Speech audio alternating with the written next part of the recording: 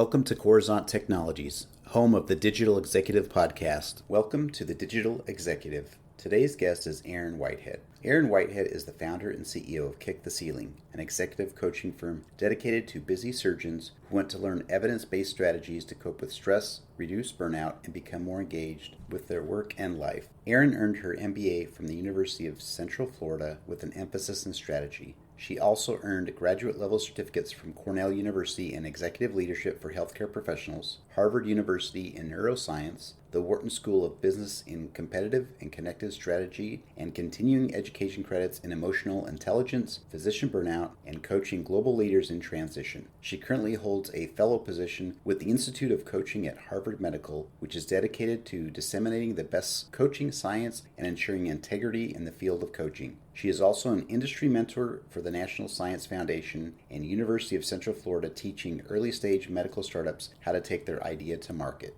Well, good afternoon, Erin. Welcome to the show. Thank you, Brian, for having me.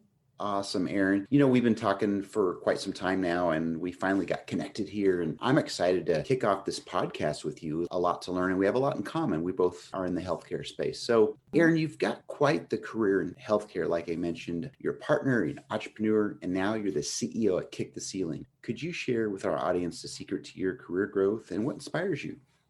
Gosh, the secret to career growth, isn't that the million-dollar question? I think really career growth in general, I don't think it's a secret, but is continuing education and really being willing to wake up every single morning as a beginner with a growth mindset and continually leaning in to life and the world around you with curiosity. And I think when you do that and you're constantly willing to learn more or learn how to do something that you've been doing in a different way, perhaps, that it really helps propel your growth. It really does. And I think it adds an element to your character as well, and that you are talking with new clients in discovery interviews, and all of that new knowledge just helps build and just make you very robust, and you just come across as extremely knowledgeable in your field. And so I don't really think it's a secret per se, but definitely continuing education and just waking up with that growth mindset every single day.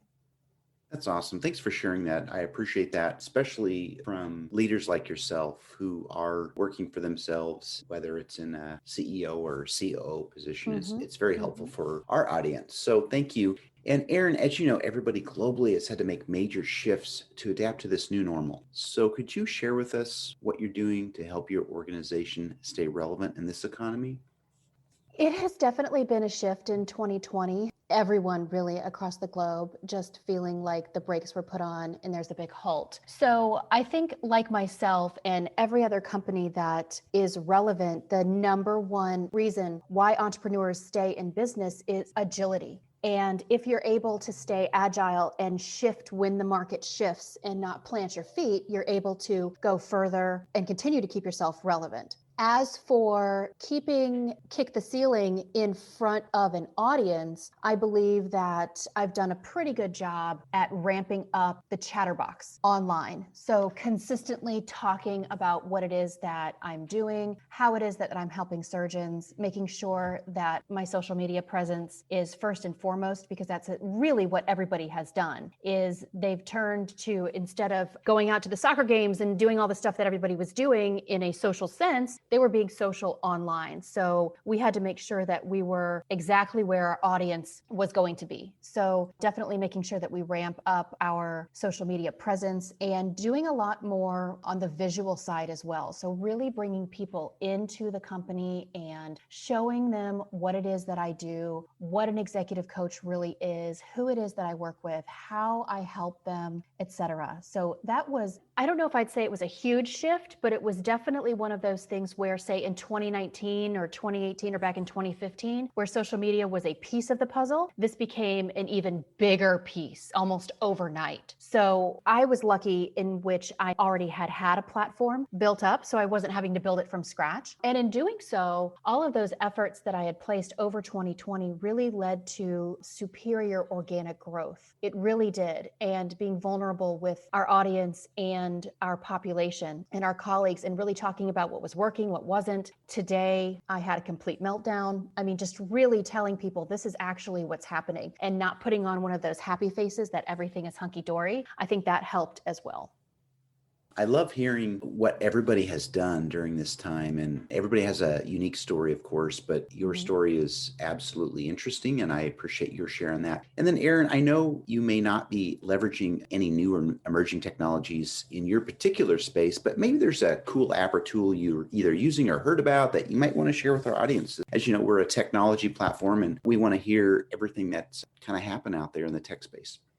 So, as an executive coach and a student of neuroscience, I deal very greatly with emotions and how the brain interprets emotions and therefore how it is that we behave in the world. And there was this really cool new wearable technology that I just recently heard of, and it's called HAP-B. It's HAP. B as in boy, EE. And it's a wearable device, and it's all about your energy and how it is that you're feeling for the day. And you wear it and it sort of sends you all this data back. And I just thought that was really cool, especially for somebody who is in the neuroscience field, to be able to detect some of that energy and see it out visually. You know, like when are your peak moments during the day and when is it that you have the most energy? And I think it's also color coordinated too. So colors align with certain types of mood. So I thought that was really neat.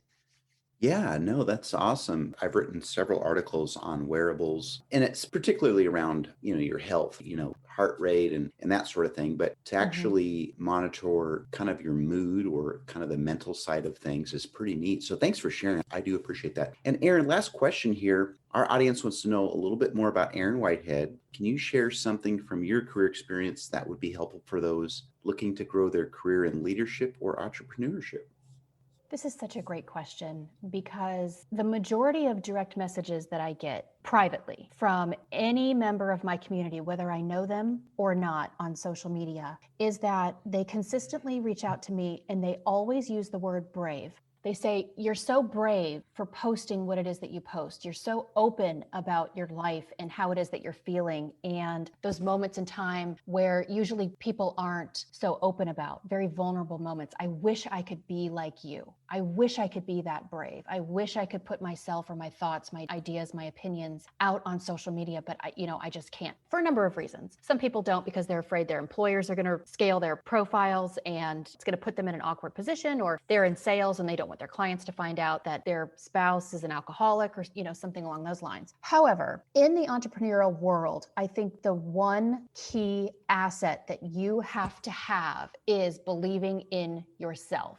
100%. It is the number one coaching concept that's brought to a executive coaching conversation with the surgeons that are my clients, is giving yourself permission in order to move forward differently. And when you become an entrepreneur, it's usually because you've spent some time in the corporate world and you think you have a really great idea, or you want to take control of your destiny and you want to jump off the high dive and do a cannonball, which I love to say, and delve into the entrepreneurial world, but you're afraid.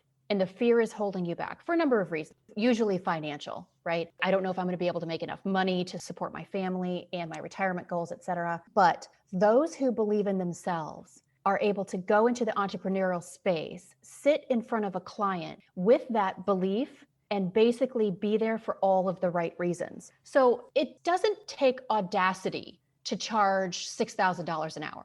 That's not where audacity comes from in the entrepreneurial world. Really, price is more about being neutral. The market sets your price. So if you're charging $6,000 an hour, it's because that's what the market can stand. That's where the bounds are. That's not where audacity comes in. You need audacity in order to get results and promise results, promise transformation. You have to be emotional about the transformation that you're offering. And you need to be joyful about it too. That's where the audacity comes in. The universe rewards people who are living in their self-belief.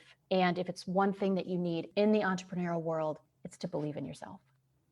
Wow, that is really inspiring. Not heard that before, but I do appreciate it. And I know our audience will as well, Erin. So Erin, it was a pleasure having you on today. And I look forward to speaking with you real soon. Thank you so much, Brian. Thank you so much for this opportunity. Bye for now.